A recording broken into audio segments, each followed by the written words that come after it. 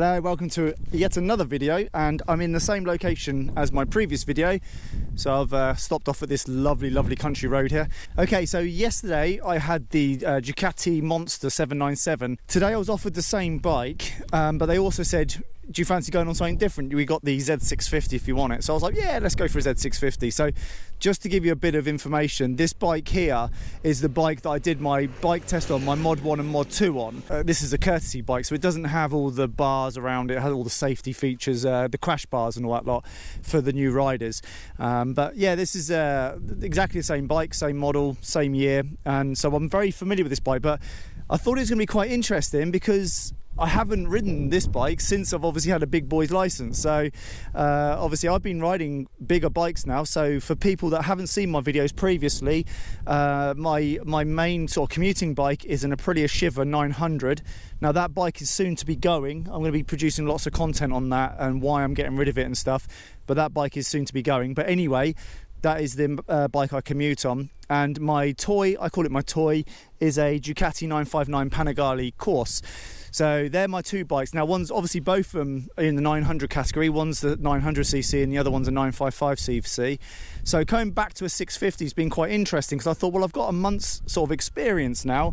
This is going to be quite interesting to see the difference between going back from a 900 going back to a 650, and especially the bike that I did my test on, because I got quite comfortable with the bike after the 4 days and I was actually considering this bike, but obviously riding it now, this is been a bit of an eye-opener, and yeah, it's I'll obviously go for a little ride and show you about the bike, sort of do a test ride and show you what it's like and what I mean, my experiences with this bike. I don't know what sort of market they're designed to hit, whether they go for new riders or sort of commuters, sort of round town people. I'm not too sure what sort of market these actually bikes sort of are intended for, but they are obviously a basic spec. They've got, you know, the basic materials sort of like for the seats and stuff, quite a lot of plastic on the bike. You know, they are what they are. I don't think they're very expensive. I think they're only about 5 or 6 grand new, so they're not like massively expensive. They have got all the old style clocks. It's really sunny today. Let's see if we can see that. It's flickering around because of my FPS, I think, but it's really difficult to see in this sunlight because it's been a particularly sunny day today. But yeah, it's got like the old, well, I don't even know what they call that. It's like a digital screen. You got like a rev counter, but you have got like a digital rev counter on that. Very basic, but you do have like a fuel gauge. You've got the gear indicator. You've got the miles per hour and stuff, and time and that. So it's like, you know, you got all the information you need. It is small. It is a small bike. There's no point doing a rev for. Oh, okay. No, come on. Let's do a rev. We've got to do a rev, don't we? There she is. Can you hear that? There she is.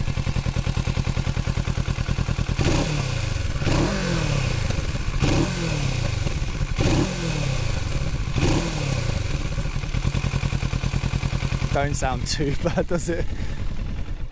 Don't sound too bad for a 650, I suppose. Okay, so I'm going to head on to the bike shop now to pick up my bike, and this is the way I'm choosing to go. I'm not going to go main road, I'm going to go country road, because this is lovely this way. I absolutely love riding down it. One, you don't see many cars, and two, it's really twisty and there's some great turns and stuff, so I like actually going this way. So I'm going to choose that way, and it's a good way to sort of like experience the bike as well. So I'm going to jump on the bike and I'll catch up with you once I'm rolling.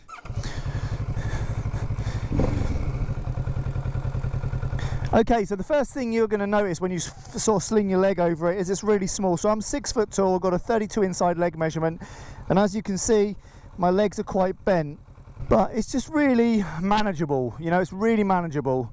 Everything's where you need it. It's very easy. The clutch is lovely. The acceleration's really nice.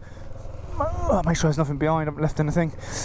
So yeah, so going through the gears is nice and easy.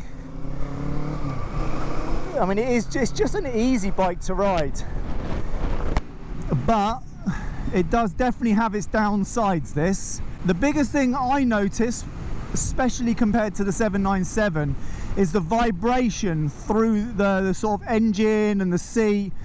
There is a lot of vibration, so as you crank it up, you get to 4.5 to 5,000 RPM in any gear.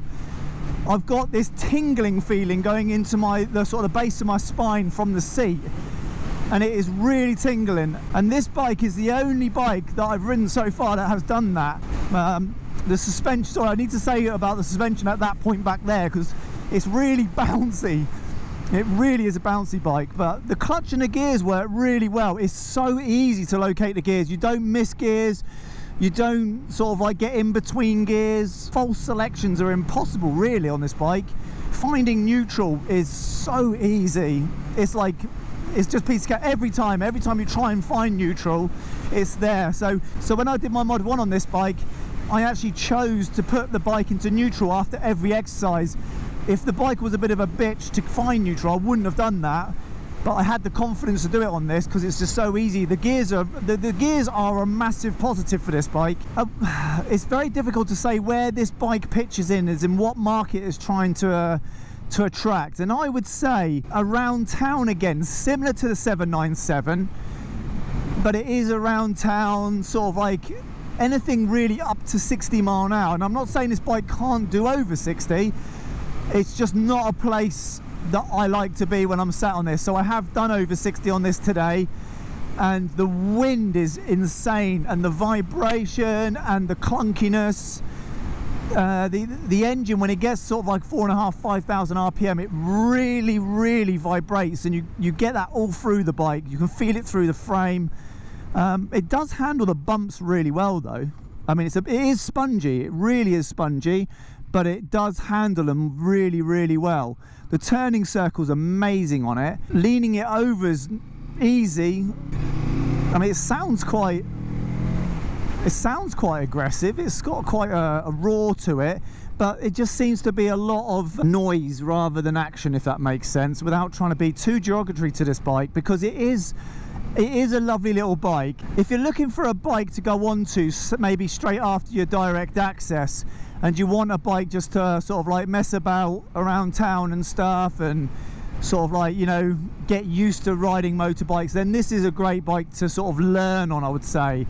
And I can definitely see why instructors choose this bike to do their sort of lessons on, because it pitches in beautifully for like the learner riders. It handles really well. It leans. You do get a lot of confidence on this bike, but I am going to say, and it is a big but, I really prefer the Ducati. Even the 797 I rode yesterday, I do prefer the Ducati. I certainly wouldn't choose this over the Ducati, and in my opinion, this is in the same sort of market, or the same category, sorry, not the market. This is in the same category as the Ducati, and I certainly wouldn't go for this over the Ducati. I couldn't. If I'm going to rate these bikes out of 10, 10 being absolutely amazing, 1 being, oh my god, don't ever let me sit on that bike again. In this category, so what have I ridden? Actually, to be honest, it's only the 797 and the Z650 that I've ridden. Obviously the 821 I think is above these bikes in category wise. Okay, let's just say the two bikes. So this is like a 797V, the Z650, and I would place the 797 the better bike for everything. I wasn't that fond on the 797, but it is definitely above this bike. So I would say this would score, I don't know, say a 6 out of 10, and I would put the 797 at an 8 out of 10 for that category. If I rated the 797 against the 821, then it would be a totally different picture. The 821 I reckon would be a 9, because there's always room for improvement. I never give 10, and I reckon the 797 would be probably a 6 compared to the 821. So there's my quick little review on the Z650. If you want to buy one of these, nothing wrong with them at all. Lovely little bike. Just be warned, if you're taller, make sure you test ride it, because it is a very small bike. It's not, I wouldn't say it's uncomfortable. It's not an uncomfortable bike to ride, but there is definitely better bikes out there.